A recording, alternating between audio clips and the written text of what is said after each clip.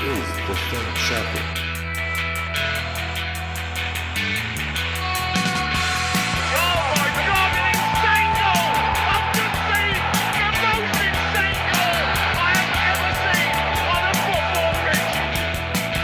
More than just watching football, it's a way of life.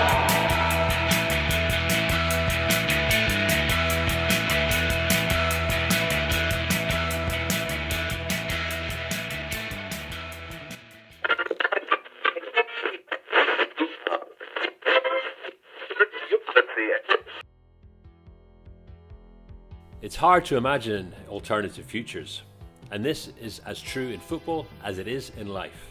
It's not easy to think outside of the box, to imagine how different football in 100 years might look. Or maybe we've seen it all already. Maybe there really is nothing new under the sun. Maybe we have arrived at the end of tactics. Bob Dylan reminded us that the times are always a-changing. But recently it feels as though things have slowed down, as though the excitement of the new has been replaced with a nagging suspicion that all we are getting is a repetition of the ever same. The Third Circle is a podcast about football. But, as the great Portuguese coach José the Special One Mourinho once warned, a coach who only knows football knows nothing about football. To even begin to understand why football looks the way it does today, we can't limit ourselves to only those things that take place inside the rectangular borders of the pitch. Sure, in the Third Circle, we're going to be taking deep dives into football tactics, strategy, analysis, and coaching. But we're also going to be tapping into the energies and intensities that shape our game from the outside. Art, science, technology, history, philosophy, sociology, anthropology. The list is endless. The Third Circle is a place to entertain all kinds of possibilities. It's a space for new football movements, spontaneous interactions, and unusual collaborations. After all, that's what the beautiful game is all about, right? Why the Third Circle? Well, I guess if you found yourself here, you're not the kind of person who enjoys being spoon-fed. Concrete definitions are always reductive. You can interpret the shape of the Third Circle any way you like. For now, it's enough to say the Third Circle wants to move beyond the status quo. Until recently, what we now know as public tactical analysis was carried out by newspaper journalists and television pundits. Then, with the arrival of the internet, tactical analysis was democratized and information flows were radically accelerated across a globally connected online population. The Third Circle is a space that's here to help us find out what's next. I'm Jamie Hamilton, a football coach and football writer, and my co-pilot on this exploratory flight into football's strange complexities is Mr. Martin Rafelt. Martin, welcome to the Third Circle. Welcome as well, I guess. Thanks for having me. I wonder if you could just give a quick introduction to yourself, Martin.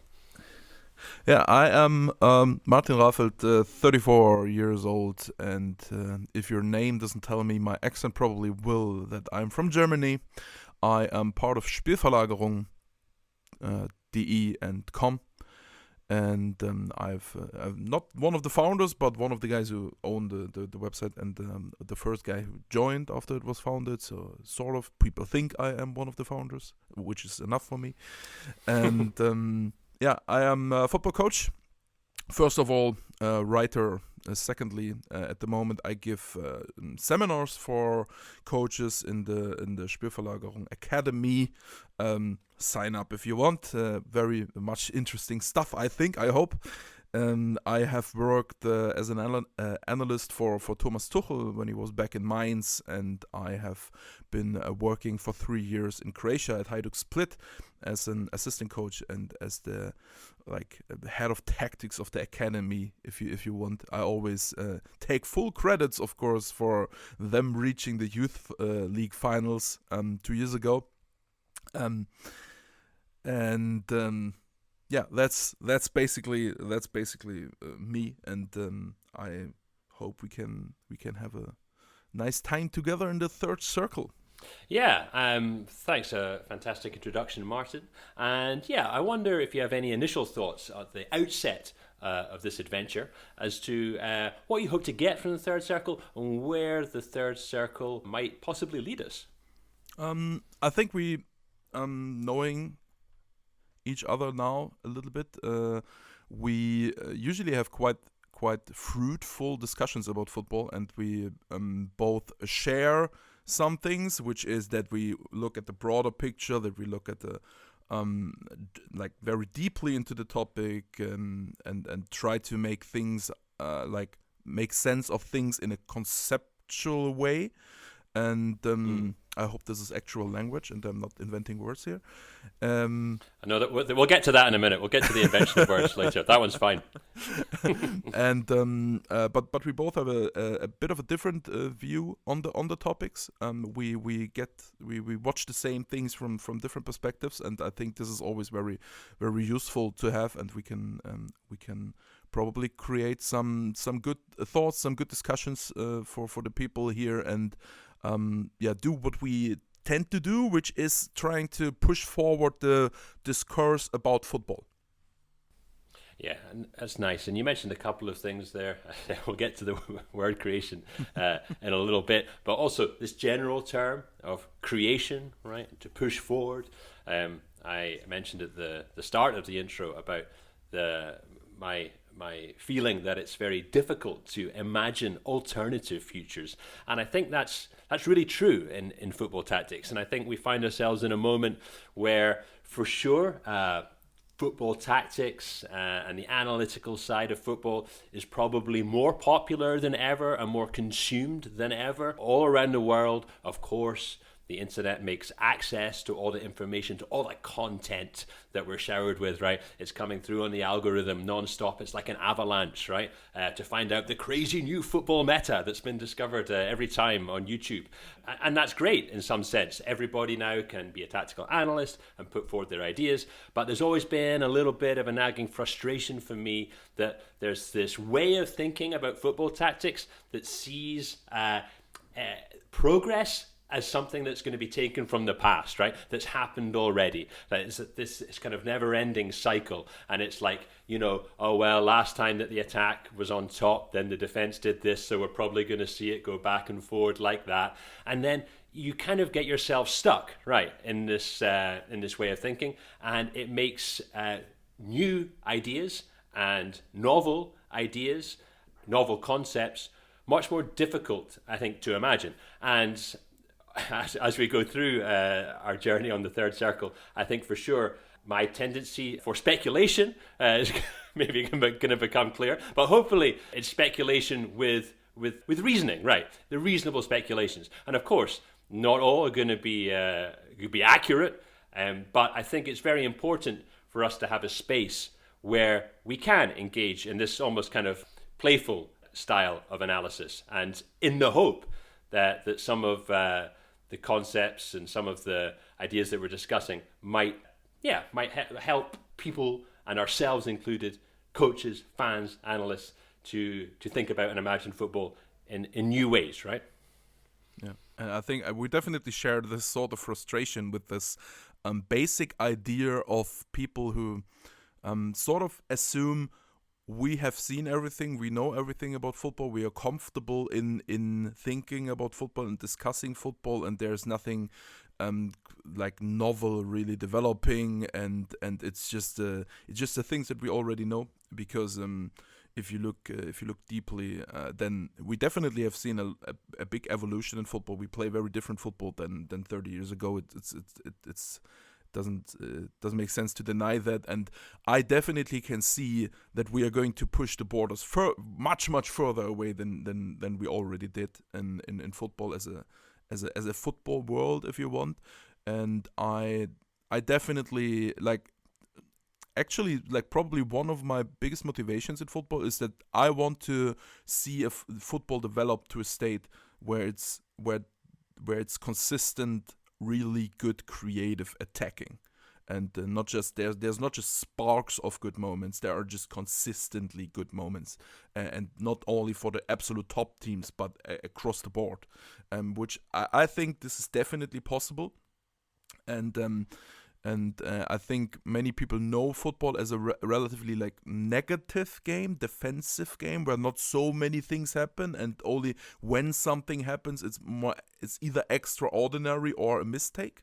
And I think this is not where we need to stay, and this is already changing a little bit. And I hope we can contribute to this process a little bit as well. Yeah, that's right. And for sure, we're going to be, well, hey, this is a podcast, so we're going to be discussing things, right? We're going to be talking, and we're going to be agreeing. We're hopefully also going to be disagreeing. I'm pretty sure we will, but in a generative way, right? In a useful way, as the different perspectives meet each other. And you know, I think we're also aware, right, that while we're talking about these concepts and maybe sort of the more abstract ideas, I mentioned right again in the intro that we're going to bring in ideas from the outside, and we have interest in art, right? We have interest in history, various different aspects that shape football. But I think, given that we are also both coaches, Martin, we are always thinking about how does all this stuff we're talking about, right? All these big ideas, this highfalutin stuff. How does this actually translate into the way that we interact with players, right? Staff in the clubs, in our day-to-day working as football coaches, when we have the boots on the grass, right? And the ball is rolling. We're not gonna, some of the terminology is not appropriate, and we're very aware of that. And that, for me, is also a really important piece of this whole project, is to demonstrate and find ways of making these conceptual discussions practical, right? And what do they mean for the coach on the ground, right? For me, that's super important. Yeah, and this is a thing that I'm facing since we founded Spielverlagerung, basically, that it's always about like the guys use so strange words and such, and especially you and me, we have a strong tendency to make things like bigger than they are, and like try to create a vision and try to create big words for things and think about the aesthetics of things, and that we like art, we like philosophy and such, and that's why we have a tendency to go away from practical matters, but we will always try to come back to the practical matters, and that's why I want to like ask the listeners, please forgive us if we sound a little bit like full of ourselves or such. Which we definitely are, but yeah, well, that's always going to be. We can't hide it completely, Martin. Right? We cannot hide it completely, but we try to fight it. And absolutely, it's a battle. It's an ongoing battle, right? This is the inner battle. It's an ongoing battle. And like one anecdote from when we met Thomas Tuchel first time. This was me, René Maric, and another Spielverlagerung guy. Just a quick, just for people who might not know, René Maric, now assistant coach of Bayern Munich, right? One of the early members and founding member of Spielverlagerung, right? Just in case anyone's not sure of that, yeah. Exactly. And we were back then when like René was, I think, at the point 19 years old or something like that. Wow. I was 21, I think, or 22 maybe. I don't know. And we were going to Mainz, and Tuchel was telling us, very young guys, okay, can you give us one document where you just wrote down things that you think like football is missing these things, and he said, ihr könnt herumspinnen, which basically like translates roughly into you just fool around. You can fool around. And I think this is a little bit what we are going to do here as well in the podcast. We are going to fool around and see like what ideas do we have, what things can we imagine, and then in the end we will try to boil it down here and then into practical matters again. Yeah, and that's nice. Thomas Tuchel was the proto-designer of the third circle, by the sounds of it. Yeah, that's nice. And yeah, you already said, yeah, we can imagine, sometimes you see these reactions to new terms, to new concepts, when they're used in football. You know, the people are angry, what are they talking about? football is a simple game. We don't need all this crazy terminology, this crazy language. I always say, if football is a simple game, why don't you go out and score a goal? Yeah, well, right, exactly. Yeah. If you see how difficult it is to score goals, it's so obvious that it's not a simple game. This game is damn difficult, right? This game is damn complex. These are some of the super interesting aspects we're gonna get into. But yeah, at the heart of it, right, is this idea of creation. And as coaches, don't we all want to be coaching creative players? Isn't that the best thing that you could try to develop? And perhaps there's sometimes we lose a little bit focus, and while we're demanding this creativity from our players, are we creative as coaches? Are we challenging beliefs? Are we trying to construct new things, new ideas? And I think you and I both have contributed some kind of terminology, right, to the tactic sphere, if you like. Myself with the term relationism, and you didn't coin the term half space, or you did, or I'm not exactly sure how half space developed. I definitely came up with the term myself. And we started, if you try to Google where the term first appears, then Spielverlagerung is very, very early into it. But I think Klopp used it on a press conference before we ever used it. So I'm not exactly sure how that developed, but we definitely played our part in establish the term. I'm sorry for that to all the people who think that a space can only be a full space or not a space. Not in Germany, Martin. Not in Germany. You gave us the half space, and now we cannot escape it. Right? We can never escape the half space. Exactly. But not only that, it was you had some other contribution, right? Yeah, definitely. One of my favorite moments was when Oliver Kahn was at the World Cup broadcast in German TV, and he was talking about Mario Götze and was saying Mario Götze is a so-called needle player. That's a term that I recently learned. That was actually what he was saying. That's a term that he just learned. And that's needle player. Needle player, right?